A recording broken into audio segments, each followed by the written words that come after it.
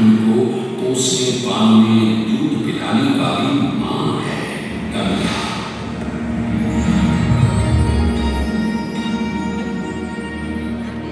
इस जीवनदायिनी माँ का, गंगा मैया का जन्म कब कहाँ कैसे हुआ जानते हैं आप?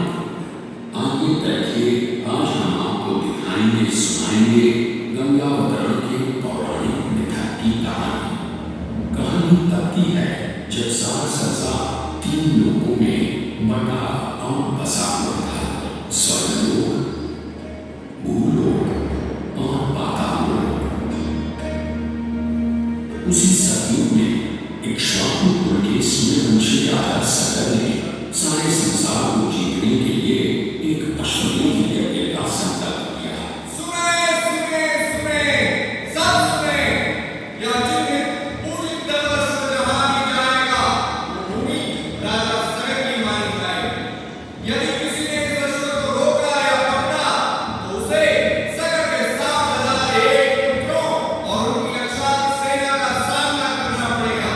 सुने सुने सुने। भूलोक में सगर का अश्व अजेय अग्रजेय बढ़ता जा रहा था और स्वर्गलोक में बढ़ती जा रही थी देवेंद्र इंद्र की दुविधा। उन्हें लगा कि अगर सगर का प्रभाव बढ़ता रहा तो उनका इंद्रासन भी मिल सकता था। डर कर वो अश्व को रोकने की युक्ति लगाने लगे।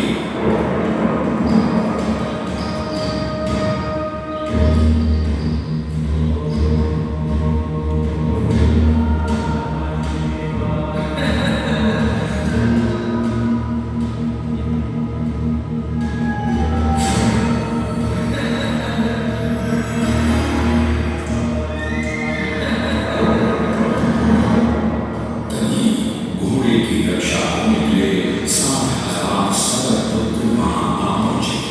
ऋषि कपिल के पास घोड़े को बंधा देख सगर पुत्रों ने ऋषि को घेर लिया। आपकी होगी छठी, हमारा अश्व चुराकर साधना का नाटक कर रहा है कुटी सन्यासी। अपना अश्व तो हम ऐसे ही दे सकते हैं, किंतु अश्वमेध का अश्व बांधने वाले को दंड देना हमारा धर्म है। आंखें खोल। वाताल कुमारों, यदि कपिल ऋषि ने खोल दिया तो तपस्वी जो से तुम सब हो जाओगे राख। सूर्य के वंशजों को आग से डराता है मूर्ख। अगर तुम्हें तुरंत आंख न खोली तो अभी तेरा लंबी सर तेरे धड़ से अलग करता हूँ। घोड़ा छोड़।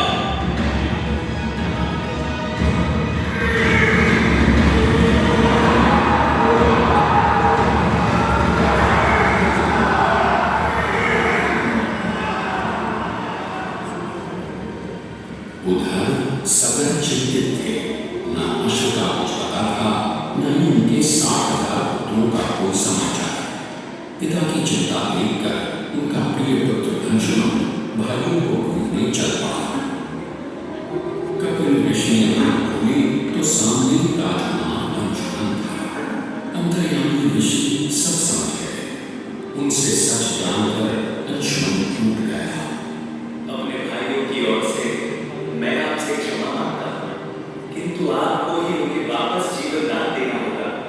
मृतकों को जीवन नहीं, तर्पण की होती है आवश्यकता। मृत्यु का इलाज कोई नहीं कर सकता, किंतु मेरे कोप की योगाग्नि से भस्म लोगों का आसान नहीं होता तर्पण।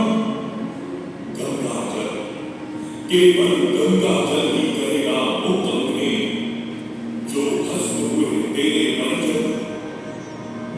गंगा, गंगा किसका नाम है ईश्वर?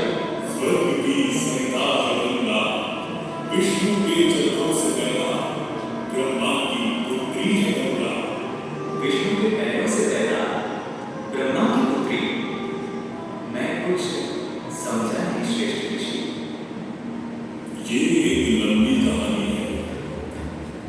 गाती था राजा बलि और करता था दंड। पूरी पृथ्वी पर फैला था उसका ही आतंक। उसके आतंक को रोकने विष्णु के कराए गुरु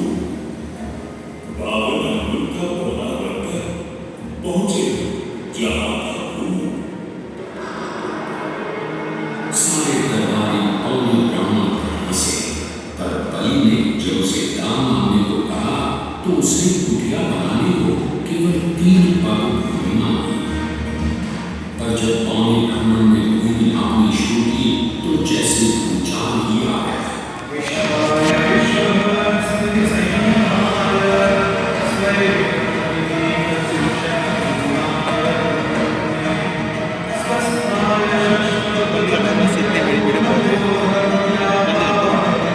पूरी पौने ब्राह्मण ने पहले ही पग में सारी पृथ्वी नाप ली।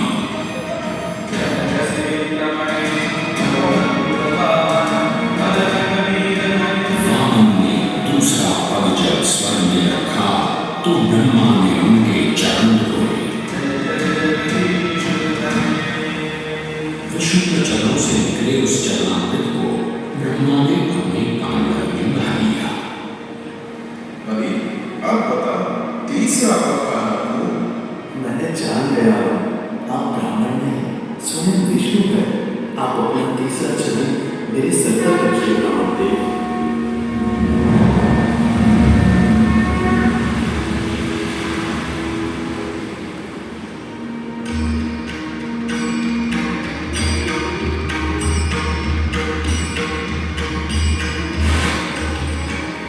पवित्रा किंतु चंचला, आज से तू मेरी पुत्री और नाम तेरा गंगा।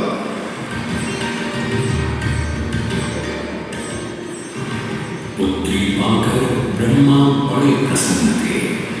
तभी स्वर्ग में आना हुआ ऋषि दुर्वासा का। बेचारी बालिका गंगा, उसे कहाँ पता था दुर्वासा का क्रोधी स्वभाव। चंचला गंगा, यदि तुझे स्वर्ग में भंग करना है ऋषि दुर्वासा का ज्ञान, तो तू भूलोक में जा, वही पतित पृथ्वी है अब तेरा स्थान। क्षमा क्षमा ऋषिवरे, गंगा है अभी अवरुद्ध, कैसे झेल पाएगी वो आपका श्राप और क्रोध? भूलोक को इसे जाना पड़ेगा, किंतु ना ना भी। जब इसका बुलावा आएगा तब जान जाएंगे सभी। और फिर वापस कब आएगी मेरी बेटी? पृथ्वीवासियों को अपने जल से धोते धोते जब यह स्वयं दूषित प्रदूषित हो जाएगी, तब गंगा धरती पर और न रहने पाएगी और वहां से लुप्त हो वापस स्वर्ग आ जाएगी।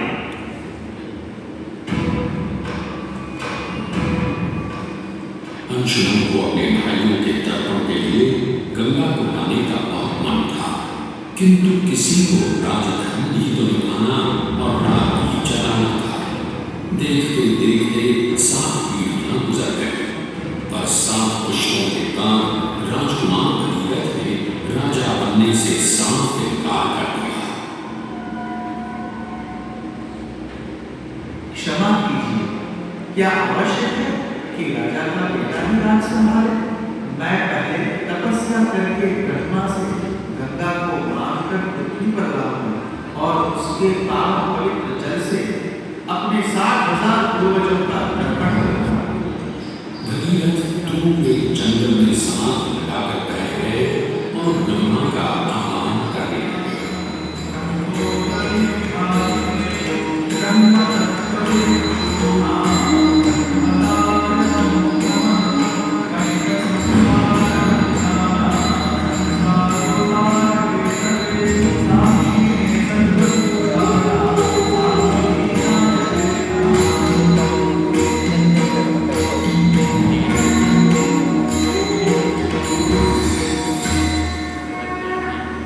पुत्र भगीरथ, हम तुम्हारे तप से प्रसन्न हैं। बताओ क्या आशीर्वाद चाहिए? भगवान, मेरे पूर्वजों के तर्पण के लिए मुझे आपकी बेटी गंगा चाहिए। ब्रह्मा समझ गए कि गंगा के पृथ्वी पर जाने और धरतीवासियों का कल्याण करने का समय आ चुका है। तो उन्होंने एक चेतावनी दी और कहा कि यदि गंगा स्वर्ग से सीधे धरती पर गिरी तो सारी धरती ही नष्ट हो जाएगी और पृथ्वी को जीते हुए गंगा सीधे पाताल में पहुंच जाएगी। इसलिए उन्होंने भगीरथ को सुझाव दिया कि वो भगवान शिव शंकर को मनाए, ताकि जब गंगा स्वर्ग से नीचे उतरे तो वो उसके वेग को अपनी जटा में थाम ले। भगीरथ ने एक अंगूठे पर खड़े होकर भगवान शंकर को मनाने के लिए शिव शंकर का जाप शुरू कर दिया।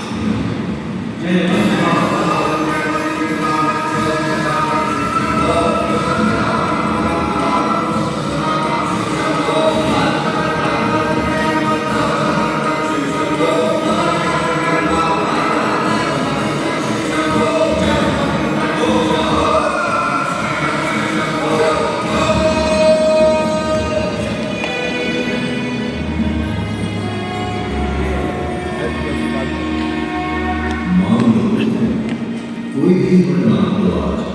प्रभु, जब गंगा स्वर्ग से धरती पर गिरे तो आप उन्हें बीच में अपनी जटाओं में साध लें, वरना पूरी धरती नष्ट हो जाएगी।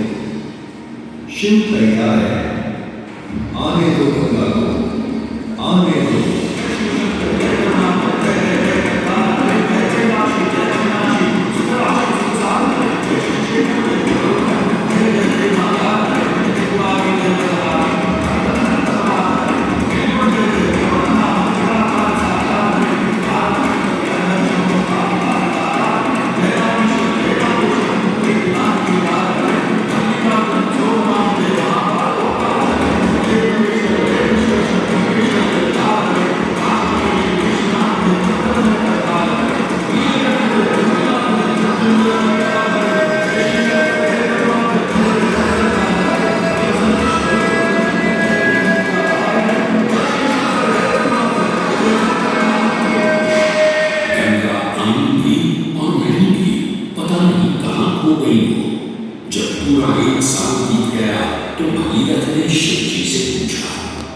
गंगाधर भोलेनाथ ने कहा कि गंगा उनकी जटाओं में ही भटक रही थी, पर फिर मुस्कुराते हुए उन्होंने गंगा को अपनी जटाओं से मुक्त कर दिया।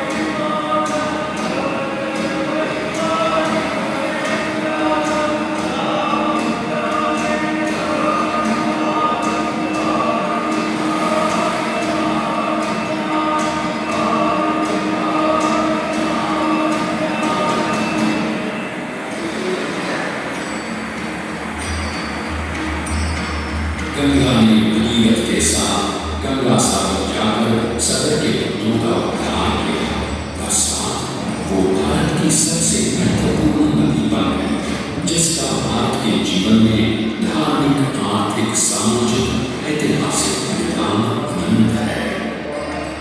गंगा के 2500 किलोमीटर के सफर के बीचों बीच बसा है बनारस। यहाँ आकर गंगा की दिशा ढूंढकर उत्तर वाहिनी हो जाता है, पर अक्सर पार बदलने वाली गंगा ने आज तक कभी बनारस का दामन नहीं छोड़ा है। यहाँ गंगा पर युगों से बनते, संवरते, बदलते घाटों की छटा बनारस को एक अलग ही रंगत देती है। लगे गंगा के कायम सदियों से ये पुरवकार, हर हकीकत मंद का ये शहर